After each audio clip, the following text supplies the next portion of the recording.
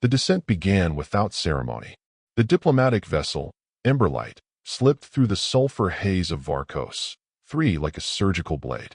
No escort, no external weapons, no signal of intent. A single stream of ion exhaust trailed behind its hull, refracting in the scorched atmosphere as it pierced downward toward the planet's deepest scar.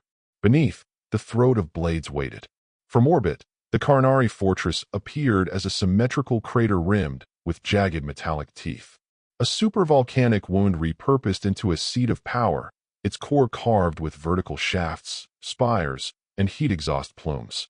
What geothermal rage had birthed, the Karnari had harnessed. Monoliths of blade-shaped alloy circled the pit like the fossilized jaws of some extinct predator. Smoke curled from unseen vents. Lightning forked through the sulphurous cloud banks above, casting fleeting illumination across the vast bone-metal structures. Inside Emberlight, the silence held. Ambassador Marr stood alone in the primary descent chamber, hands resting behind his back. No armor beyond a formal mantle of woven nanofiber. No weapon, not even a sidearm. The diplomatic insignia on his collar, a half-burned olive branch, remained untouched since the Europa Accords. Thin lines of micro-stitching tracked his sleeves. Each a campaign marker for operations survived. Deadless Rift, the Skelvy Collapse, the Siege of Bastion Red. He wore them not for pride, but precision, records of endurance encoded in cloth. He had not spoken in 6 hours. His pulse ticked slow, deliberate. He allowed it to drop by 2 beats per minute before the burn of re-entry faded. Beyond the ship's hull, static bursts from electromagnetic interference flared along the cockpit view. Varkos III's volatile magnetic poles twisted instruments hourly. Most NAV systems failed entirely unless reinforced with Class V shielding. Emberlight carried none. The ship's descent was plotted manually by its AI on a single-use data spool, then deleted on arrival, standard protocol for high-threat diplomatic insertions. No return journey was assumed. The vessel's automated systems hissed with coolant purge as landing thrusters fired. Grav stabilizers groaned beneath the deck. Marr did not brace. His feet remained planted, shoulder-width apart, breath steady. When the vessel touched down with a low thud, he moved forward as the ramp split open with hydraulic finality. A wave of heat struck like an opening blow. The air beyond shimmered with distortion, tinted orange by particulate ash and the glowing veins of geothermal lines etched into the ground. The landing pad, a hexagonal slab of fused obsidian, jutted from a platform suspended over the chasm. Around it, vertical structures the height of skyscrapers ringed the descent, each one inscribed with alien glyphs pulsing a dim, bloody hue. No banners, no symbols, just steel, heat, and silence. He descended the ramp alone. Above, the Emberlight hissed shut behind him, its systems locking into passive standby. From here forward, there would be no extraction. The temperature readout on his wrist blinked red, surface temp 84 degrees Celsius. The boots he wore were designed for vacuum thresholds. Even they began to strain. The soles hissed faintly with thermal bleed. Sweat prickled beneath the collar, but he didn't lift a hand to wipe it. Across the platform, a single Karnari waited. Not Raugerka, a subordinate, taller than any human by a meter, encased in blackened plate with no visible joints.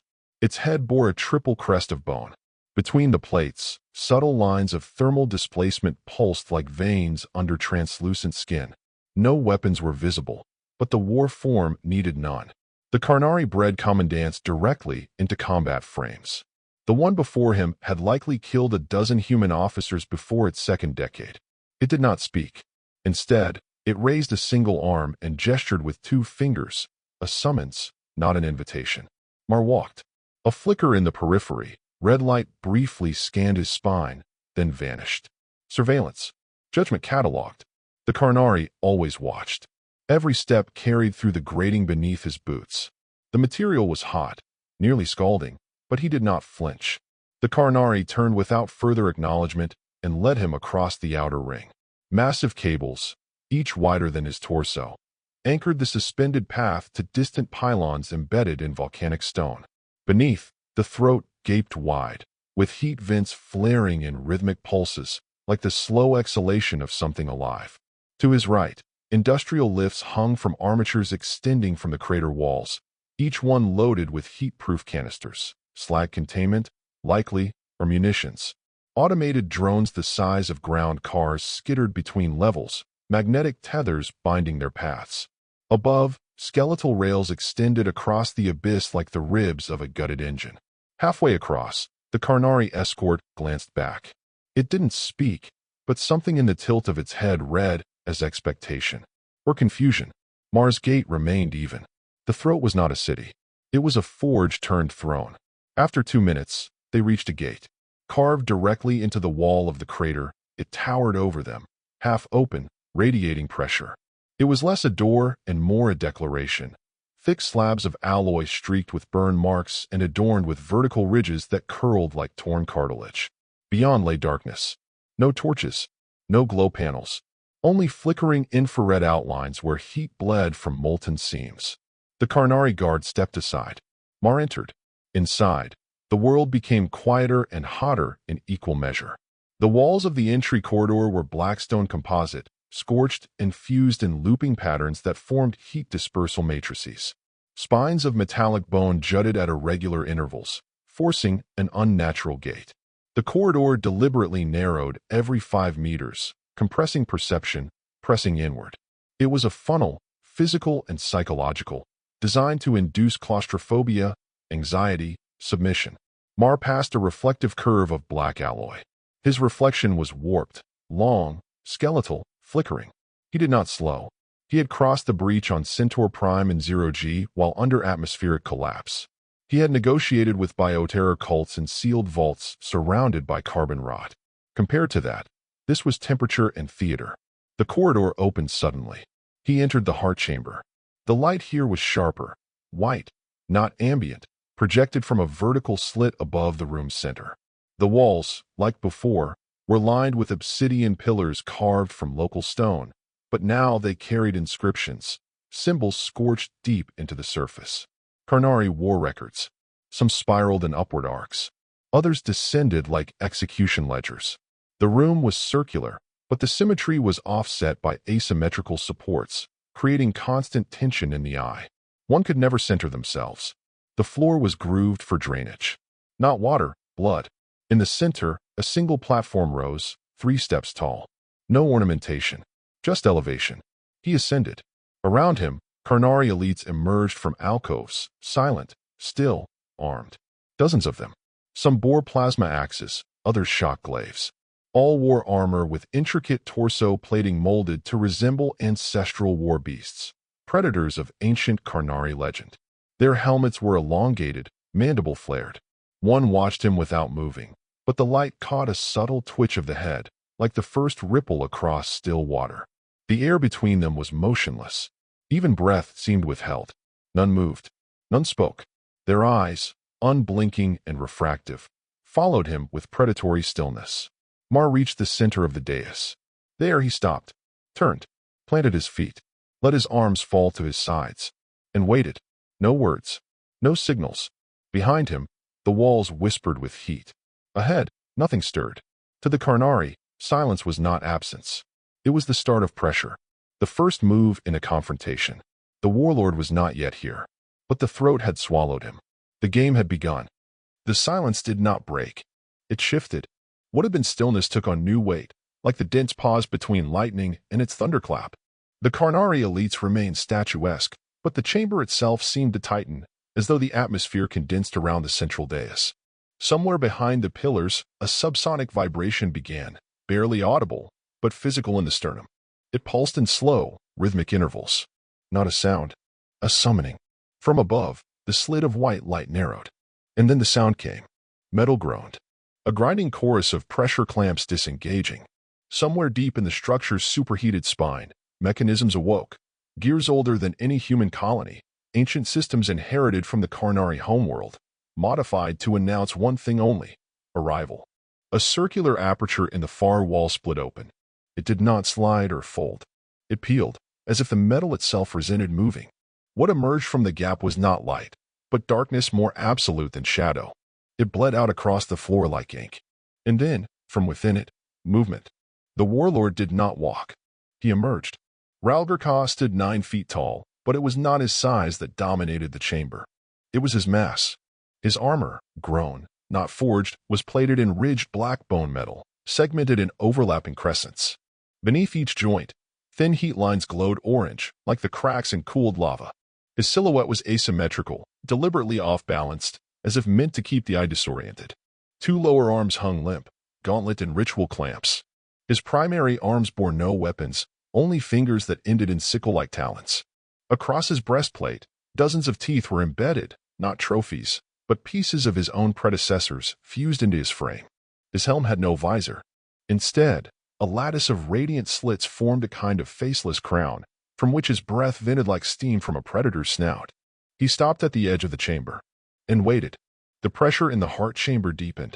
One of the elites shifted their stance. Another adjusted a glaive by a centimeter. The nearest released a breath that shimmered in the heat, subtle, but fast. None spoke. Marr remained motionless at the center of the dais, eyes forward. Ralgurka did not ascend immediately. He paced the outer ring of the chamber instead, slow and deliberate. Each step sent a dull vibration through the floor. When he passed behind a pillar, the light seemed to dim, and when he emerged, it returned. This was not movement. It was a ritual, dominance by presence. A predator circling its prey before choosing whether to strike. He stopped at the base of the dais. Still no words. Then, slowly, Ralgurka lifted one clawed hand and drove it downward into the metal floor. The screech of rending alloy split the chamber. He dragged the talons through the surface, carving a curved gouge. The meaning was unspoken, but clear, a line, a boundary. Marr had crossed it. Heat from the Warlord's core rolled out in waves. It was not ambient. It was personal. Ralgurka ascended the 3 steps. The moment his foot met the dais, the air seemed to crystallize. No Karnari had ever stood that close to a human without armor, without weapons, without command codes. Still, Marr did not flinch. The Warlord stopped less than a meter away. The vending slits of his helm exhaled a slow hiss, bathing Marr's chest in heat. The slits pulsed, white, then orange, then back again. A biological rhythm. Matching heartbeat. Matching breath. The first voice came, not speech, but vibration. A resonance emitted from the Warlord's chest plate. Low frequency, full body, invasive. It reached into bone, bypassed eardrums, and filled the cavity behind the eyes. It was not meant to be understood. It was meant to overwhelm. Marr closed his eyes. 3 seconds passed. Then 4. His eyelids lifted. He stepped forward by half a pace. The chamber did not react. The Karnari elites did not speak. But the rhythm in the Warlord's breath altered. One beat missed. Another overcompensated. The resonance dimmed. Ralgurka's head tilted, not confusion, but assessment. As if weighing the protocol of slaughter against an anomaly he could not yet map. Marr breathed in. The heat made it feel like swallowing iron. He stood firm. Behind the Warlord, faint movement stirred the chamber's rearward gate. 2 Karnari attendants in heat-shielded mantles entered carrying a thin, tripod-shaped array. The device was lowered silently beside the dais and activated. It cast no visible light, but thin strands of thermal interference began to spiral upward, collecting environmental data, scanning marrow density, measuring cortisol. Alien glyphs flickered on the array's upper arc, factors no human standard measured. Soul temperature, containment fidelity, false mimetic echo. One symbol blinked amber and stabilized. A diagnostic. For humans, it would trigger automatic alerts in combat gear. For Marr, it was only confirmation. They were cataloging his refusal to yield. Among the elites, one figure exhaled sharply, audible only to its own. The reading had not predicted this. Ralgurka turned again, one gesture from his lower arm signaling the activation of the inner sanctum gate. It rumbled open, a split-hex aperture that bled crimson light across the floor. Beyond, no throne, no ceremonial host. Only a passage lined with living heat sinks and irradiated sigils. A corridor of combustion. He did not look to Marr. The Warlord simply walked. Marr followed. The moment they crossed the threshold, atmosphere recalibrated. Behind the walls, pulsing reactors fed directly into the structural core. The temperature climbed again. The narrow passage wound down into the volcanic heart, passing exposed magma veins held back by pressure barriers and microshields. Even with his internal lining at full filtration, Marr's breath tasted of scorched copper. The corridor curved with no destination in sight. No markers. No guidance. The walls rippled once, an internal heat current, or perhaps a shift in artificial gravity. Marr's vision shimmered, but he did not stumble. From a hidden recess, a thin, dry whisper slipped into the airflow, a looped recording, perhaps, or something alive. After 100 meters, the two emerged into a subchamber. Here, light came not from any artificial source, but from the glowing rock itself. A shallow pool of liquid thermite sat in the center, ringed by jagged obsidian teeth. Suspended above it on magnetic tethers were remnants, half-melted weapons, armor segments, fractured cranial plates. Evidence of previous invoice. The air stank of oxidized protein and burning lubricant. Ralgerka stopped and turned. His lower right arm moved again, not gesturing, but presenting. The thermite pool hissed. From within, a single item rose on a spiraled rod of carbon sheath alloy, a bone-colored cylinder the size of a heart. The warlord removed his helm. Not to reveal a face, there was none in the human sense. Only layered chitin, biocircuit musculature, a gnarled ridge of sensory pits, and the faint shimmer of internal heat. His eyes, if they could be called such, were multiphase nodules recessed beneath a translucent cranial dome. He raised the cylinder and spoke the first words. Not in Karnari tongue, not in machine code, but in ancient war sign. A sequence of hand shapes. Slow. Formal. This is the heart of your predecessor. He dropped it into the thermite. It dissolved in seconds. Do you claim parity? Marr stepped forward. His hands did not rise. He spoke nothing. But he remained. Ralgerka stared. Longer than protocol dictated. Then, for the first time in recorded Karnari encounter history, the warlord of the throat stepped aside. Not in submission, but in recognition. They would walk deeper. Together. They walked without words. The corridor narrowed as they descended. Its walls no longer carried symbols or inscriptions, only surface fractures and heat-stress patterns, veins of red-black mineral glowing faintly beneath hardened alloy. The deeper they traveled, the more the architecture abandoned ornament. Utility consumed all. Above them, the heart chamber faded behind pressure-sealed doors. The elites did not follow. This was a path walked by two alone. Ralgerka moved with slow precision, each step paced for psychological effect, as if mapping Marr's stride. His exoskeletal bulk cast a towering shadow across the walls, but the warlord never glanced back. The deeper they went, the more it became clear this descent was not for ceremony. It was for attrition. Gravity increased. Subtle, then cumulative. Atmospheric density thickened, pressing down on lungs and joints. Marr adjusted his breathing automatically, spacing each inhale with deliberate slowness. His body had endured vacuum, radiation, confinement. This was different. This was challenge crafted from infrastructure. Sensors embedded in the corridor flickered with Karnari glyphs as they passed, logging pulse data, skeletal micromovements, sweat toxin levels. The walls did not simply observe, they calculated. They passed vents that hissed bursts of sterilized gas. Decontamination protocols. The Karnari feared nothing physical from humans, but they cataloged every biochemical marker as if preparing for dissection. The first chamber came without warning. A rectangular vault, lined with vitrified stone and acoustic dampeners, designed not to impress, but to suffocate. The temperature here was lower, but the air held no motion. A sensory void. Sound died in the mouth. Even Marr's footsteps faded into nothing after half a meter. He halted. So did Ralgerka. The warlord turned and stared. Minutes passed. This was the test of stillness. The absence of stimuli. The attack by negation. Human prisoners had described it before, how the Karnari broke well not with pain, but with sensory starvation. Marr knew the tactic. He let his breath stabilize and closed his eyes. A memory surfaced, brief and unwanted. Europa Station, Week 3. Solitary compression cell. No voices, no power, just condensation pooling on the back of his neck. Another flash, deadless rift, staring at a decompression breach through 2 meters of glass. He pushed both down. Time lost meaning.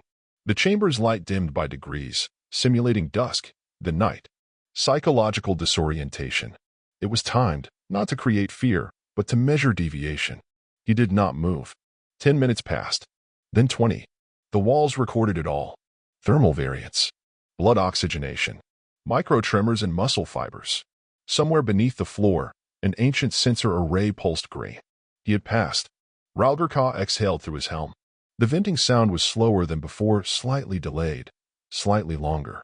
When the chamber's lighting returned, Ralgerka stepped forward. He did not speak. He simply moved to the next threshold and waited. Marr followed. The second chamber was narrower, more intimate, cylindrical, lined with vertical vents that emitted rhythmic pressure bursts at irregular intervals. The hiss of escaping gas, randomized pulses, unexpected vibration. Every breath was interrupted. Here, the game was not silence, but disruption. Each time Marr tried to draw a breath, a vent would fire. Each time he tried to adjust his stance, the floor would microtilt. Not enough to knock him off balance, just enough to erode composure. Ralgurka stood across the chamber, unmoving. He did not watch Marr directly. His posture suggested detachment, but Marr sensed the warlord tracked every microreaction. Minutes passed. The walls pulsed with a frequency that slowly aligned with Marr's heartbeat, then subtly offset it. A technique to induce anxiety without alert. The chamber was a machine, and Marr was the variable. He leaned into the discomfort. Instead of resisting, he exhaled fully, let the rhythm disintegrate. Let his body stop anticipating. Let the machine lose its leverage. A flicker of light. For half a second, he saw a hallway from Bastion Red, full of gas and fire. A woman's hand reaching from the smoke. The pulse lost sync. The pressure has ceased. One of the walls emitted a faint chime, acknowledgement of physiological compliance. Ralgurka turned his head. Not a full motion. A single pivot of a subjoint along the spine. A motion that, in Karnari dialect, might mean evaluation recalculated.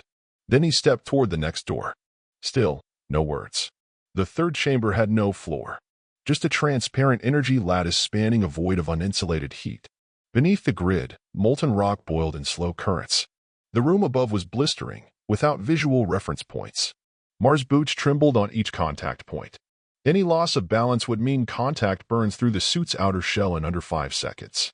This was not psychology. This was threat.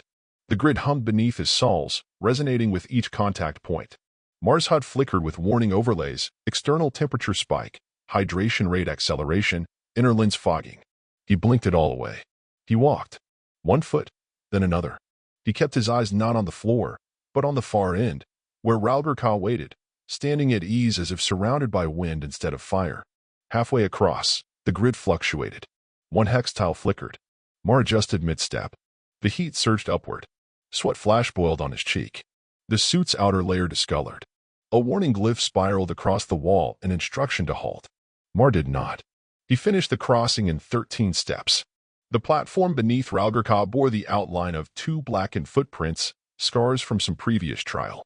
The warlord's gaze tracked Marr's final step. A slow breath escaped his vents.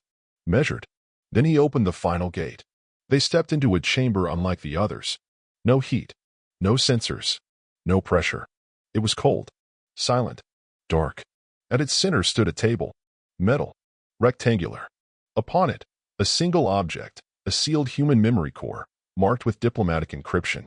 This was the final test. Ralgurka stepped back. Marr approached. He knew this core. He had given the order to encode it 5 years ago. It contained the recorded final transmissions of the Delos Accord massacre. The screams. The breach. The children's voices. It was never meant to be played aloud. He looked at the warlord and reached forward. He did not speak, but he pressed play. The room filled with human sound. Screams. Crying. A mother whispering goodbyes in 3 languages. Static swallowing words. A child asking if the stars would still shine. Ralgurka did not move. But Marr saw it, the slight shift in the warlord's secondary limb. The pause in breath-vent rhythm. The tilt of the cranial dome. The silence afterward was not the same. Something had changed. Stillness held. Then Ralgurka reached out and shut the core. His breath steadied. 1 long pulse. 1 low vibration. He turned and walked to the chamber's exit. He left the door open. Marr followed. The ascent from the memory chamber was slower than descent. No alarm sounded. No announcement played. But every system in the throat recalibrated. Temperature modulated.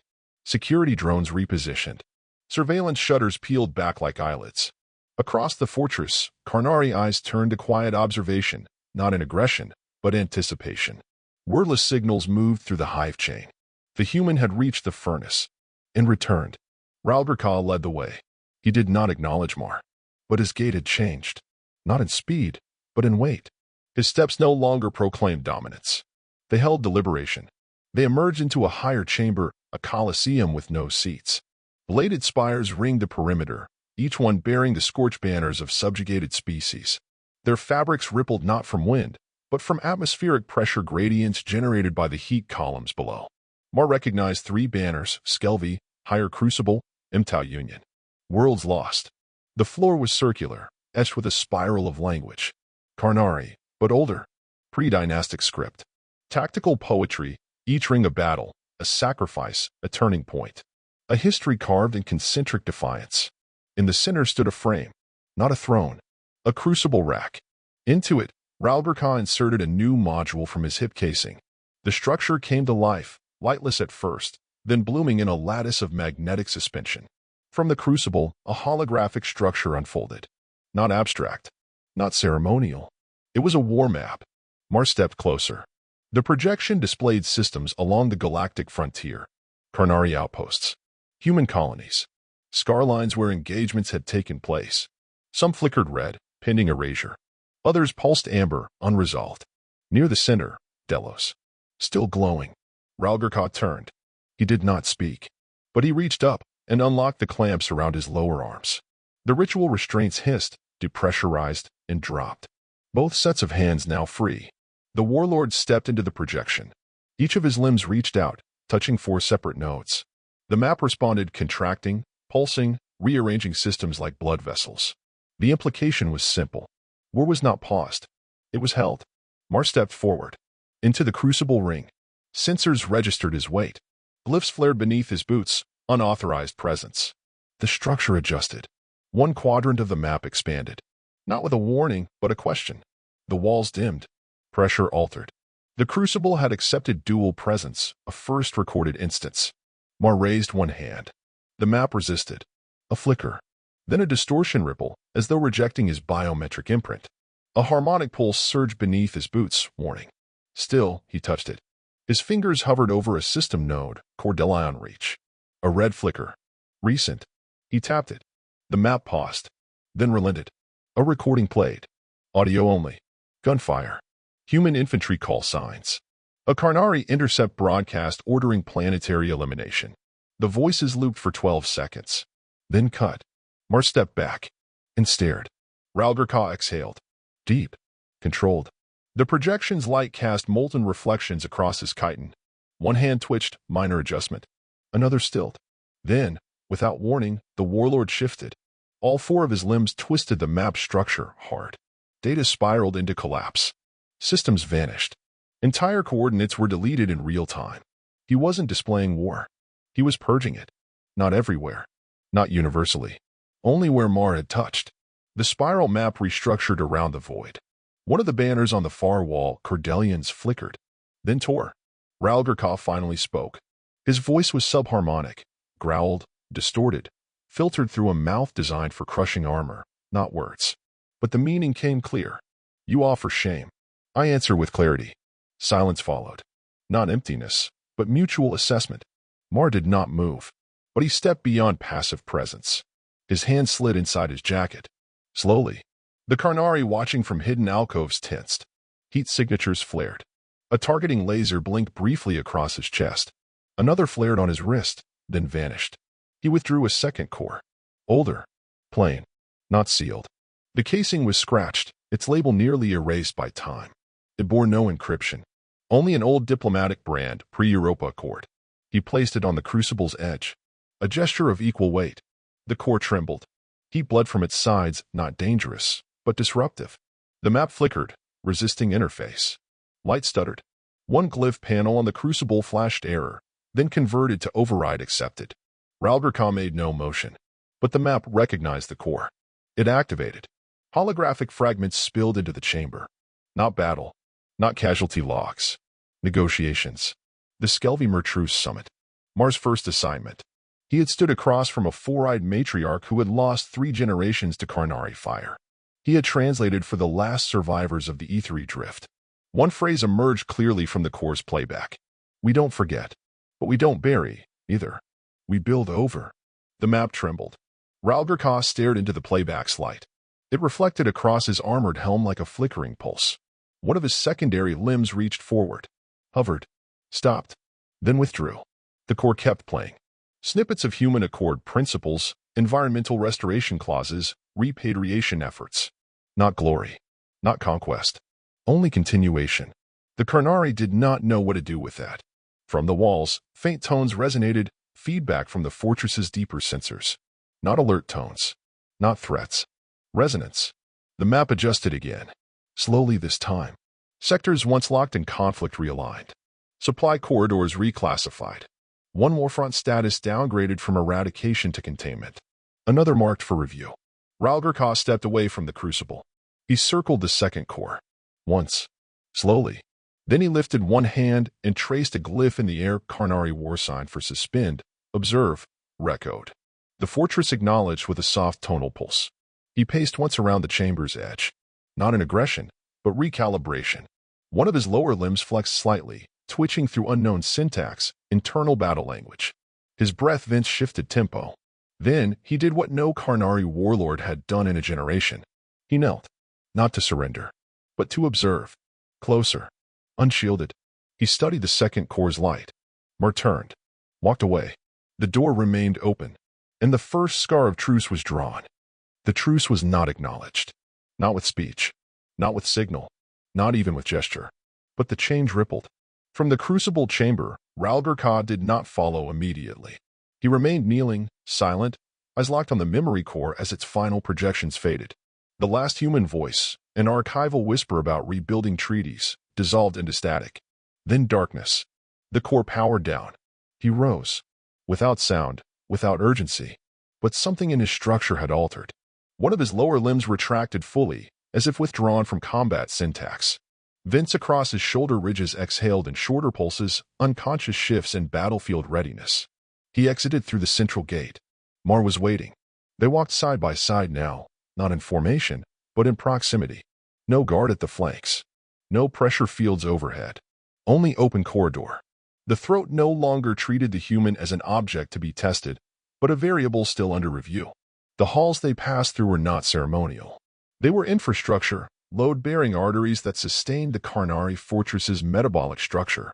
Vibration conduits lined the walls, each one marked with resonance runes used to relay structural commands through the alloy itself. As they walked, some of the markings dimmed behind them. Systems paused in their wake. They passed beneath a mounted jawbone, 8 meters long, still partially organic. A relic from one of the first beasts harvested on the Karnari core world. It was not decorative.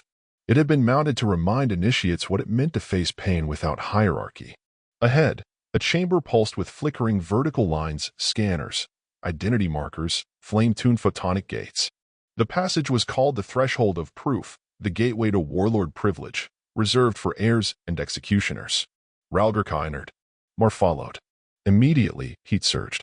From floor and ceiling, invisible arrays began to project pressure zones calibrated to inflict cumulative damage over time. Bones would compress. Organs would vibrate at misaligned frequencies. Tongue and teeth would resonate. It was a ritual of attrition, a trial designed to dismantle will, body first. The Karnari called it Voresi Ketal, the breaking walk. Ralgurka had crossed it during his claiming cycle. He did not slow. Marr inhaled once and held it. His suit's lining began to stiffen. At his belt, the smart cloth around his thighs began to delaminate, adhesive layers shearing under internal stress. Sweat formed instantly but could not evaporate. The air was too dense. He walked. 5 meters in, blood vessels in his nose ruptured. A trickle controlled. Pressure from the left side of his skull increased, temporal shift. He blinked. Europa Station, cold metal floor, first hyperbaric collapse. A memory spike. Gone. He kept moving. At 7 meters, 1 foot faltered. The gravity plate beneath it dipped, then corrected. Marr recovered. His left knee locked briefly.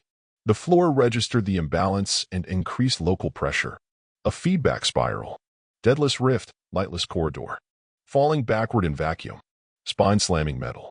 He corrected again. Ahead, Ralgurka had stopped. Not to watch. To listen.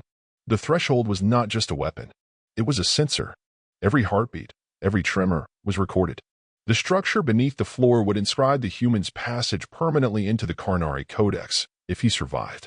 Ralgurka's cranial node flickered, internal data stream active. At least 6 Karnari witnesses were now live-connected to the walk, including 2 deep-cord archivists. One glyph shimmered in confusion, then stilled. At 12 meters, Marr exhaled, and his vision swam. Oxygen levels dropped. His body tried to collapse its vessels to preserve core function. He resisted. The air tasted metallic. Particulate heat. His gums ached. He could feel capillaries bursting in his fingertips. He did not stumble. At 14 meters, a glancing tremor passed through his torso. A muscle group, lower back, left side, spasmed and locked. He pivoted mid-step, distributed weight, and pressed forward. At 16 meters, a glyph on the wall shifted from red to amber. That meant the end was near. That meant he was being judged. The warlord stood beneath the final arch, neither approving nor blocking. The heat from the final 2 meters intensified as overlapping pressure bands layered atop one another. Marr's ears popped. His vision tunneled. One last spike of recall falling under Bastion Red. A dead man's voice in his ear, counting backwards. 2, 1. Hold. He walked through. The glyph turned white. He reached the warlord's side. And past him. The Karnari systems locked. Engraved. The human had crossed for SCIFI. For the first time in their history, the ritual of breaking had not broken its target. In the viewing chambers beyond, one of the court nodes overloaded its harmonic band. The flare blinked into darkness. Not out of malice. Out of shock. The chamber's lighting shifted, cooling slightly. Sensors relaxed. Environmental protocols returned to baseline. A single pulse sounded through the floor. Acknowledgement. Ralgurka stepped forward, not to follow, but to stand beside. A subtle realignment of position. What had begun as trial had ended in recognition. They moved forward, past the ritual's terminus, into a chamber of silence. Not ceremonial, functional. A decompression vault where surviving warriors were usually treated, branded, or incinerated depending on outcome. Marr paused there. His legs were unsteady. Internal temperature rising. Micro tears along muscle strands. But he stood. The walls here were marked with fracture records, etched names of those who failed. Lines ending midglyph. No names for those who passed. Only silence. Ralgurka gestured once. A vertical slash in the air. A new glyph appeared beside the human. It was not a name. It was a mirrored Karnari war sign, an inversion of the symbol for endurance through mutilation, distorted and rotated, never used before. Marr recognized it for what it was. Not a name. A precedent. The throat had no language for acceptance. But now it had memory. And memory, in this place, changed everything. The glyph burned in memory. Not in fire, not even in heat, but in definition. It was inscribed into the throat's archive in silence, without ceremonial broadcast, but every node in the fortress received the signature. No word was assigned. No protocol updated. The meaning was clear because it could not be anything else. It had not been carved. It had been introduced. Like a wound. Ralgurka did not return to the command tier. He turned from it and entered the archives. For a warlord, it was a violation. No successor had breached the interior vaults outside the binding of succession rights. The penal codes forbade it. But the glyph had rewritten precedents. His presence was permitted because the old law no longer applied. It had been superseded, not by decree, but by recognition. The archive gate opened for him. Marr followed. He was not summoned, nor escorted. But the gate did not close behind him. The fortress no longer resisted. Inside, the walls were hewn from memory stone, volcanic rock fused with bioresonant filaments, each capable of retaining multi-century sensory records. No lights. Only ambient glow from history under pressure. Every surface hummed, not with power, but reverberation. Each slab whispered. Battles lost, truths revised, pain encoded. No Karnari had ever walked these halls without rank, without legacy. No human had walked them at all. Marr paused at one plinth. It showed a spiral glyph etched across a half-melted human helmet. Embedded in the visor, a bone fragment still vibrated, echo-locked. A child's final scream, suspended in looped magnetic silence. He didn't need translation. He felt it. Further in, the hall narrowed. The rock walls began to curve inward, forming a spine. Along its interior folds, script lines pulsed beneath the surface, coded language meant for neural processing, not sight. Marr's implants couldn't translate, but the cadence made his throat tighten. He'd heard rhythm like that before, once, after Europa, in the trauma vault. The sound of a flagellating mind, caught between duty and regret. Ralgurka stood before the central plinth. For limbs activated its controls. He did not speak, but the archive did. The air changed as the system came alive, temperature dipped, pressure equalized, and vertical columns of translucent glyph mist rose from the ground. Holographic rings rotated around them, memory orbits. Not visual, Not verbal, not symbolic. Experiential. Marr staggered one step as the archive tried to interface. His breath caught as an emotion not his own passed through his sternum, contempt. Not directed at him, but at failure. At retreat. At soft compromise. The memory of a warlord who burned an entire species because they surrendered too quickly. Ralberka absorbed it with no reaction. He had likely seen it 100 times. Marr had not. "You should not be here," said the warlord, without turning. It was not rejection. It was acknowledgement. His voice, clear, deep, unfiltered, no longer a projection, but a choice. "I know," said Marr. He stepped forward slowly. "You seek treaty," Ralberka continued. "But your kind does not understand what that word means here. A treaty is not law. It is memory we have chosen to forget." He gestured to the spiraling banks of history, the Delos node pulsing faint red in the distance. Marr looked around him. Every pillar in this place contained a wound. Entire civilizations rendered down to data-form ruins. Failed peace attempts entombed beside tactical doctrines. Each one an obituary and a reason. "I do not bring treaty," he said. "I bring refusal." Ralberka tilted his head. Refusal to forget Delos.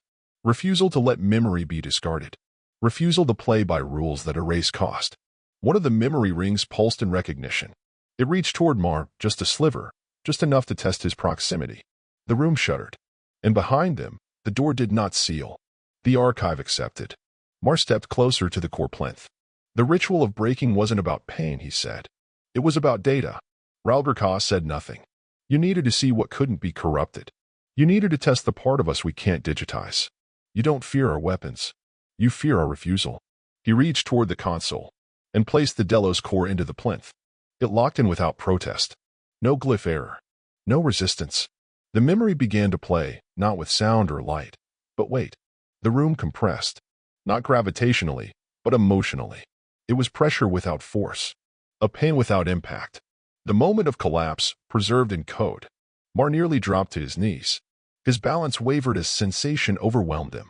The cold of the bunker, the acrid breath of a dead medic, the silence just before orbital fire. For a second, his body forgot which world it belonged to. He clenched his jaw to ground himself. The archive allowed no illusion. For a moment, he saw it all: children in bunkers, unarmed medics, civilian ships grounded with no fuel, and one Karnari broadcast. Purge. No verification required. Execute to silence. Ralberka did not flinch. But he hesitated. A pause. Measured. Calculated. The kind of stillness that changed law.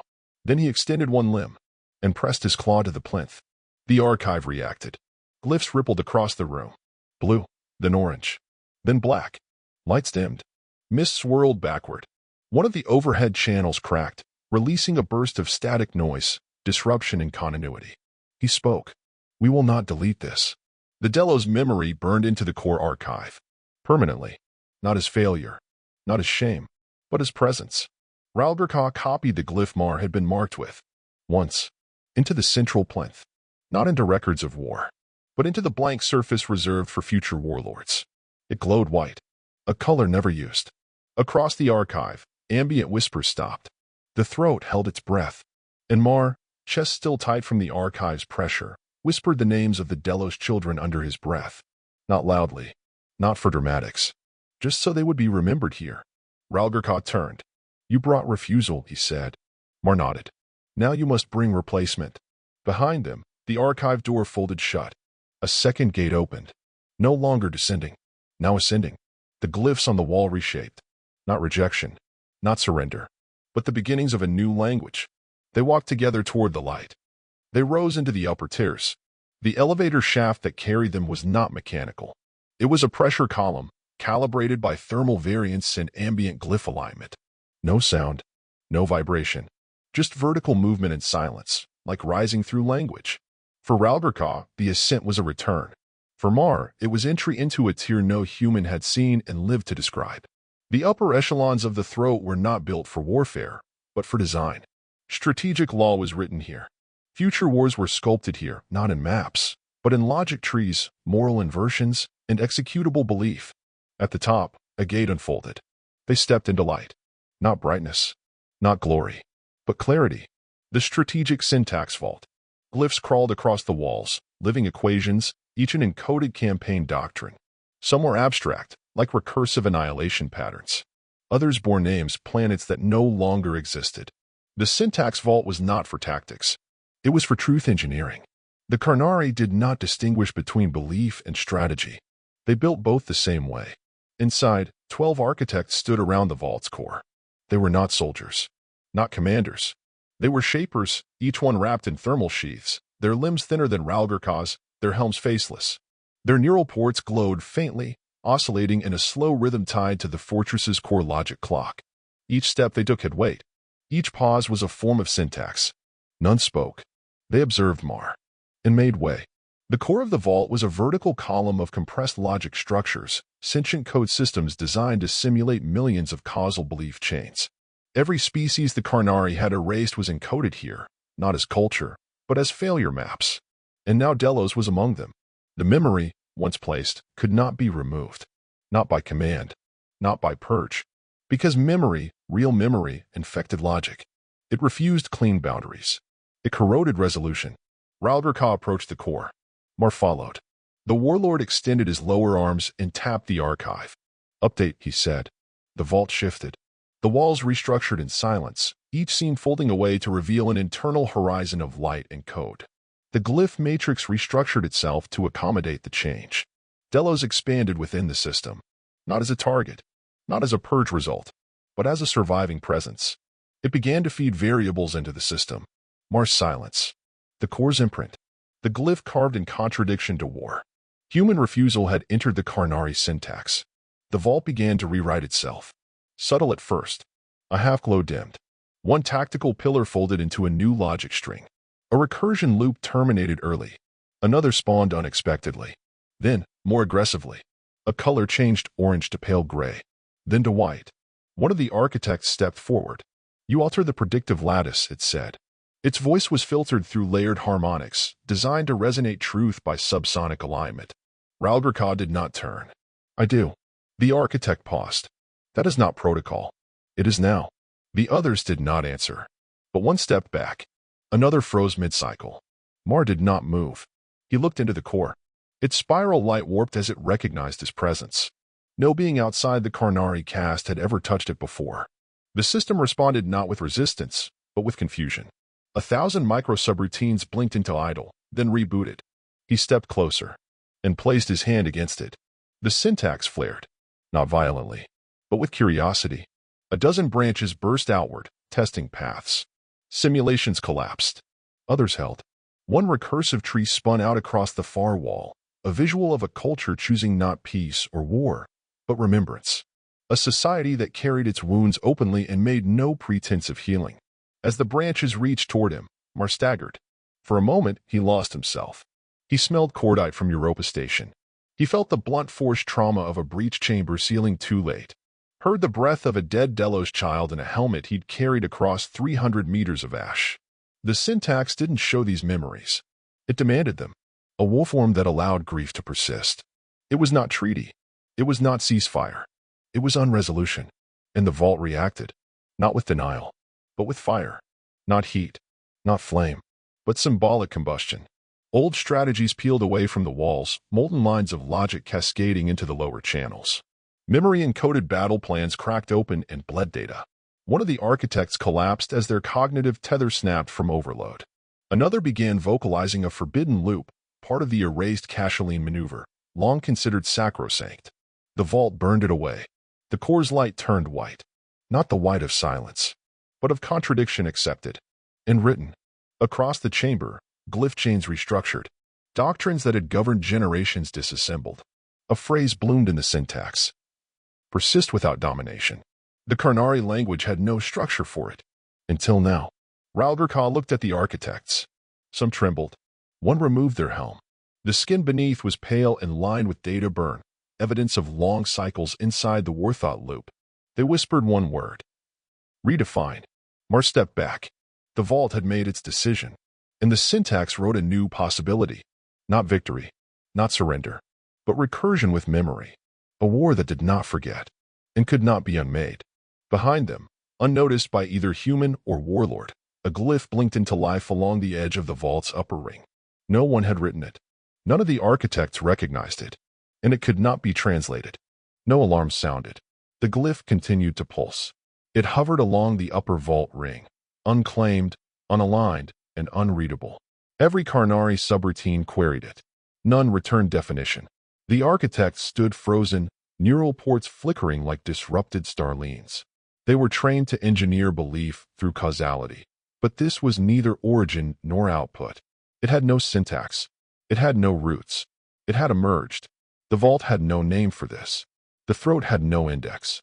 The sequence had not been written by code, command, or ritual. It had appeared, patterned but sourceless, recursive but untethered. Ralgurka stared at the symbol for 7 seconds, then turned. "We have altered the recursion field," he said. His voice had no ceremony, no subharmonic threat, only fact. Marr said nothing. His breath had just begun to steady, but beneath his diaphragm, something deep continued to tremble, a tension not of fear, but recognition. This was no longer diplomacy. It was ontological insurgency. "This is not anomaly," Ralgurka continued. "This is recursion escaping. There is no containment protocol." He approached the vault's edge. The fire had gone out, but the damage remained. The northern wall was not scorched. It had been voided. The engraved matrices that once displayed tiered war doctrines, millennia of strategic certainty, were gone. Not corrupted, not hidden, erased. The syntax had deleted the very idea of those strategies. On the wall's outer ring, Marr saw the absence reflected as negative structure. The walls still hummed, but the pitch was altered. High, erratic, unresolved. On the internal display, 2 sequences were flagged in red. Command structure inheritance and post-compliance reconditioning. Foundations of Karnari military design. Removed. Not just voided, but root cut. Post-compliance reconditioning wasn't just doctrine. It encoded civil obedience, vocational sorting, and ideological sterilization from hatchling to death cycle. "Those doctrines are irreversible," said one architect. "Their absence will destabilize Tier 4 colonies within 6 cycles." They were not speculating. They were reading collapse models. The air itself felt different, charged with ionic distortion. The vault's temperature had dropped, but the light sharpened. Not harsh, just more real. Without filter, Ralgurka knelt. He pressed 2 limbs against the floor matrix. Glyphs spun around him, data spirals pulling input from deeper strata. But the core system no longer obeyed query structures. Every command returned blank. To Marr's left, a lesser glyph spun out from the new one, a derivative, almost a question. It resembled nothing in the known Karnari logic tree, but its formation reflected something organic. Its outer ring pulsed in growing Fibonacci curves, spiraling not outward, but inward. Marr recognized the pattern. The spiral was human. He didn't know how he knew. He simply did. The architect nearest him stepped back. Their sheath dimmed. Neural ports blinked out of sync. "This is your contagion," they said. Marr didn't answer. He looked at the glyph again. It didn't feel like contagion. It felt like inheritance.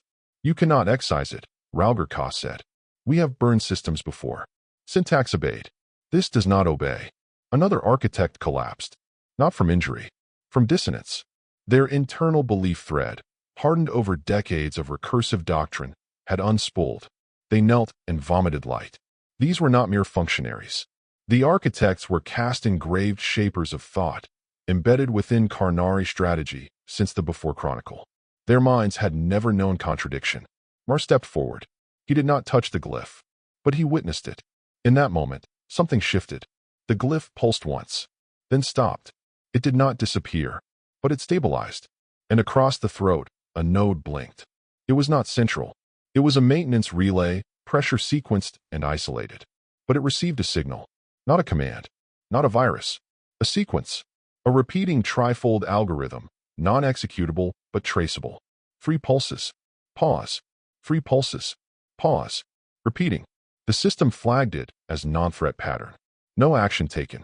But the soldier working that tier, half-shrouded, still armored, stopped moving. They paused and tilted their helm, not in confusion, but in thought. Across the throat, from pressure corridors to echo-tier balconies, Karnari soldiers hesitated. Not in revolt, not in refusal, in question. In deep orbit above an unspoken colony, a Karnari flagship commander raised a hand over the execution glyph, then didn't press it. 3 pulses. Pause. The relay chimed again. In a holding vault, a transport node blinked white. The technician inside stared at it for 17 seconds, then powered down their controls. Where every oath had once been inscribed by fire, burned into bone and cognition by the syntax, it now faced silence. Not absence, but stillness. Not rejection, but something older. Uncertainty. The oath to dominance had not been broken. It had been unmade. The glyph matrix no longer reinforced order. It pulsed, yes, but without rhythm. And in its place, something ancient stirred. Not memory, not grief, but choice. Deep below the vault, other systems reacted. Vault-tier intelligences recalculated exposure protocols. Subterranean logic wells purged dormant suppression lines. Even the fortress's core, which had never known the heat of contradiction, registered it and held. The untranslatable glyph remained above them. Neither Ralgurka nor Marr reached for it, but it watched them. Around them, the 12 architects began to splinter. 3 dropped to knees. 4 stood motionless, eyes blank. 2 began to argue, but the words meant nothing now, stripped of syntax. 1 removed their sheath entirely. Beneath it, their skin was scored with doctrine seals, some cracked, others glowing. 1 fully dark. Marr looked to Ralgurka. You said recursion escaped, he said. The warlord nodded. Now what follows will not be war. Marr turned to the glyph. No, he said, but it won't be peace either. Ralgurka stepped forward once. He looked to the architects, then to the upper vault ring. Prepare the throat, he said. All levels. Disarm nothing. Retract nothing. Witness everything. They did not respond. They only moved. The glyph would never be translated, but it had already been understood. And across Karnari space, as the trifold signal echoed outward, 3 pulses, pause, repeat, more nodes began to blink. Not with rebellion, not with allegiance, but with awareness. The glyph was not forgotten, but it no longer pulsed. It held. Across Karnari space, signal stuttered. Not from interference, but from hesitation. Commands transmitted and retransmitted without acknowledgement. Reflex logic loops misfired. It was not technological error. It was systemic doubt. Above Tier 5 colony clusters, orbital defense webs stood intact but unmanned. Autocannons, once slave to preemptive aggression protocols, hung like skeletal limbs without nerves. Threat assessment bands flickered amber. On trade routes, civilian convoys realigned autonomously, no longer guided by threat matrices, but by inertia. The syntax no longer ruled. It waited. In the throat, the architects had dispersed. Some collapsed. Others had retreated to deeper logic nests, attempting to isolate the glyph's ripple effect. 1 had opened their sheath and walked naked into the sensory core, repeating the signal aloud until their breath failed. Marr and Ralgurka stood in silence at the threshold of the vault. Nothing barred them. Beyond the doors, the fortress shimmered in a slow stasis. Glyph light remained active, but untethered. Subtle thermal shifts moved through the walls, code patterns bleeding into environmental systems. The fortress was still armed, still immense, but no longer certain. What now? Marr asked. Ralgurka turned. Slowly. No longer towering, but equal. His limbs moved without command, instinctual, repatterned by recursion. His posture was still warlike, but the language of it had changed. Less dominance, more inquiry. Now we build a warform that can hold this, the warlord said. A warform of peace? Marr asked. No, Ralgurka replied. A warform of memory. One that never resets. One that doesn't end. He said it not as a threat, not as prophecy, but as necessity. They walked. Corridors once lit with threat glyphs now shimmered with neutral bands. The ambient hum of tactical systems dropped in frequency. Sensors still tracked them, but without precision. Surveillance arrays waited not for action, but for meaning. Below them, machinery groaned, not as failure, but as transition. In sublevels few Karnari ever saw, deep beneath the doctrine course, ancient tears stirred. Vaults of pre-dynastic origin, etched with code older than conquest, came online. Lights flickered through geometry that had not been decoded in generations. It was not reactivation. It was remembering. These were not machines, not warriors. They were processes, semi-sentient chains of causality, logic shapes bred from paradox. They could not be commanded, only evoked. They were not designed to kill. They were designed to preserve. But no one had ever defined what. The glyph now filled that void. Marr entered the tier first. The air was dense, like the edge of atmosphere on a failed ascent. The architecture was geometrically wrong, walls slightly convex where they should have been flat, corners bent along impossible ratios. He felt pressure behind his eyes. Causal anchoring here is thin, Ralgirka said behind him. This chamber exists partially inside recursive probability. Marr didn't respond. He moved slowly. The floor reacted to weight, but not as pressure pads. It absorbed memory. Each step left not a dent, but a signature. Ralgirka stepped beside him. A screen unfolded from the air itself, light-stitched into tactile form. It displayed nothing at first. Then, Delos. Not the purge world. Not the report. But the moment, Marr's body shielding a survivor, dust settling on a ruined comms array, a wounded medic whispering that nothing would ever be restored. Marr exhaled slowly. His chest tightened. A phantom burned across his back. He whispered one name, unintelligible, but real. The fortress had absorbed him. Not his data. His presence. What is this? He asked. The recompiler, said Ralgirka. What remains after doctrine fails? Another sequence bloomed beside it. The Karnari slaughter of the SCIFI foundries. A slow genocide not because it was required, but because it was permitted. One of the architect's memories. Exposed. Projected. Unforgiven. The system was not forgetting. It was collecting. What is the purpose? Marr asked. To deny reset, said Ralgirka. Marr watched as more images appeared. Voices. Cries. Broken treaty attempts. Every recorded act of betrayal on both sides. It did not absolve. It engraved. Below their feet, the recompiler shaped it all not into weapons, but continuities. Rituals. Memory chains that would never allow doctrine to erase what had been done. The recompiler was not localized. It pulsed beneath the entire throat, fed by substructure echoes. It had begun reweaving syntax across Karnari's strategic centers, slowly, invisibly, irrevocably. The weapon that remained was not a blade. It was refusal, not to retaliate, but to persist. The Karnari had built a war to forget. Now they would build a war to remember. And Marr, without speaking, understood.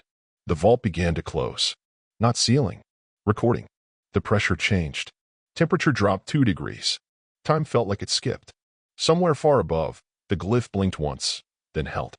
The throat did not fall. It endured. But nothing within remained unchanged. 3 rotations passed. Not days. The fortress kept no standard time. Instead, its cycles were now measured in echoes, ripples in the recompiler's field strength as new memories were accepted into the syntax. Light dimmed, pulsed, recalibrated. No clocks. No bells. Only resonance. Marr remained. He did not live as a guest, nor a prisoner. He was something the Karnari had no word for anchor through contradiction. He spent his cycles walking through memory zones, whispering names into walls, touching glyphs that reacted not to blood or rank, but to intent. Delos. Europa. SCIFI. Solace Reach. Each name returned something different. A vibration in the floor. A flicker in the light. A drop in temperature. The throat did not translate grief into tribute. It accepted grief as structure. Each time Marr walked the halls, the syntax adjusted. Surveillance nodes reoriented. Observation strata tracked him not as threat, but as variable, a living uncertainty embedded in stone. He read nothing. But he felt.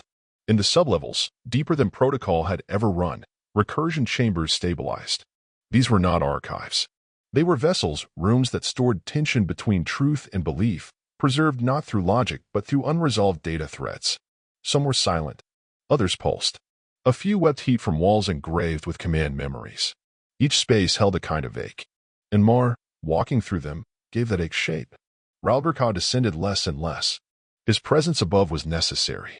The high chambers, now stripped of certain doctrine, had entered into an internal cold war of philosophical recursion.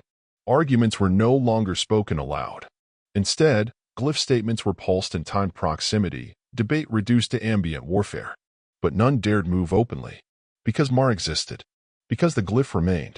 And because what the throat carried now could not be killed. It could only be remembered.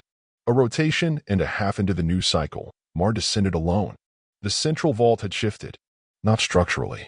Spiritually. Its alignment with the memory lattice had rotated by 1 degree, enough to form harmonics in the vertical cortex. Those harmonics were not accidental. The recompiler had not opened a chamber. It had formed one. He followed it through a sequence of descending vaults. The air was heavier. The walls tighter. Stairwells narrowed into ramps. Ramps collapsed into spirals. Eventually, the geometry ceased to reflect intention. It became outcome. The space had shaped itself to accommodate a recursion path that did not yet exist. There was no light, but there was weight. Memory pressure thickened. Breath became motion. Thought became echo. Marr's footsteps lost their sound. He did not hear his heart, but he could see its rhythm etched in faint glyph light on the walls beside him. His spine ached. A sensation like gravity folding inward passed through his core. He blinked, and for a moment, he was back in Europa's Deccan vault, covered in blood not his own. Then it passed, but the pressure remained. The recompiler's new chamber was circular. It had no entrance. It had no floor. Only a slow descending shelf of time, coiled like a downward spiral, each step etched with names. Thousands. Not Karnari. Not human. Names and languages neither side had archived. Species lost. Victories erased. And at the center, standing vertically in the void, a column of white glyphs. They scrolled upward, faster than conscious perception, too fast to read. But each one burned with presence. They were not words. They were residues. Marr recognized none of them. Except one. The glyph. Still untranslatable. But now surrounded. Not alone. It had bred. He stepped closer. And the column slowed. The glyphs rippled as if aware. One settled at eye level. It was not bright. But it hummed. His name. Not his designation. As signature. Not just Marr. But the moment he had whispered a child's name inside the memory forge. The breath. The pain. The refusal. It was preserved here. And below it. Delos. Not as ruin, but as origin. A branching node spiraled out from the glyph. It was not a line. It was a trace, a living path encoded in emotion. Pain. Persistence. Refusal. And there, nested within it. Ralgurka. Not as oppressor. Not as convert. But as witness. The column pulsed. More names appeared. A chorus of records not written by strategy, but by trauma. Patterns not designed, but survived. The chamber vibrated. And from the dark perimeter walls, new glyphs began to appear. Spoken not aloud, but remembered. Echoes of failed uprisings. Silent treaties signed on the edge of annihilation. Executed emissaries who died for nothing but were seen once. Each one carved itself into the vault. No translation engine could hold them. They were beyond language. And below, the recompiler pulsed, not in activation, not in alarm, but in continuity. This was not preservation. This was legacy without permission. Marr stood there a long time. He did not record it. He did not speak. He simply remained. The name scrolled. Faster. Slower. They adjusted to his breath, to his body's thermal presence. At one point, he stepped back. A glyph dimmed. He stepped forward. It returned. He understood. This was not a monument. This was an arc. The Karnari had no plan to teach what had happened, only to carry it forward. In recursion. In contradiction. In presence. And in silence, Marr touched the edge of the glyph, not to read, but to endure. Above him, in the fortress's command spirals, Ralgurka stood before the outer deck array. He looked out into Karnari space. Across 27 systems, the signal had stabilized. The trifold glyph was no longer spreading. It was settling, not as infection, as structure. Units no longer required orders. They required context. Leaders no longer spoke decrees. They sent recordings of choices made in contradiction. Doctrine no longer governed. Memory did. Ralgurka raised one hand, touched the viewport glass. He did not speak, but his breath fogged the surface, and did not fade. Below, the chamber's final glyph flared, not in brightness, in permanence. A low harmonic pulse passed through the vault. The recompiler acknowledged the directive, and in the syntax of war, a new entry formed. It had no title. It had no origin. It had only a directive. What must not be forgotten must be carried, and the form of memory, breathing through contradiction, did not end. It endured.